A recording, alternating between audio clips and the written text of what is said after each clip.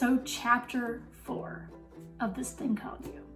Now, I've kind of put the theme of this chapter as that divine pattern within, that blueprint of the divine, that blueprint of the universe that exists in all of us because we are the individualized expressions of it. So Dr. Holmes says, life will be to you what you are to it. Of necessity, there's a divine pattern at the center of everything. This is the Christ in you that is waiting for recognition. Somehow you must link your will, your thought, your intellect, your imagination, and your feeling with the divine presence that is already there. Now this is kind of like the unification stage in the affirmative mind treatments. It's understanding. One, we're recognizing that there is one power and presence that is back of everything. One force, one prime mover, one energy source that breathes and moves everything that we see. And then we have to understand that that thing, that universal pattern, that divine intelligence is imprinted on us. This blueprint exists as our very life.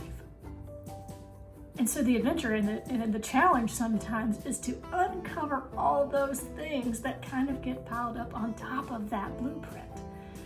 That's kind of the dirt and grit of life. It can be from past challenges, past hurts, past struggles. It can be a myriad of things that oftentimes can cloud our view of that divine blueprint. But the journey, the excitement of this spiritual path and the excitement that Dr. Holmes brings to light in this understanding is that that divine blueprint is already there. It doesn't matter about the stuff of life. None of that can dissolve this blueprint. None of that can erase or can take away from that which is already within us. And Dr. Holmes calls it the Christ consciousness, that perfection, that mirroring of the divine, that individualized expression is already there. Nothing can take that away from you.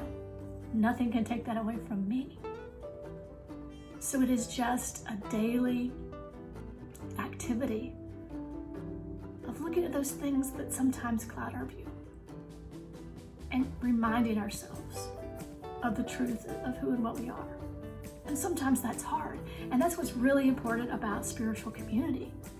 Because sometimes when we can't really see it or remind ourselves of it, that is the purpose of community, to hold that space, to remind us of that divine presence within when sometimes we can't see it for ourselves.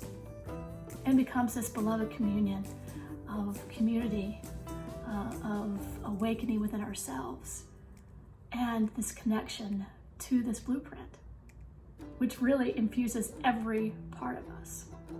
So the divine within, the great adventure.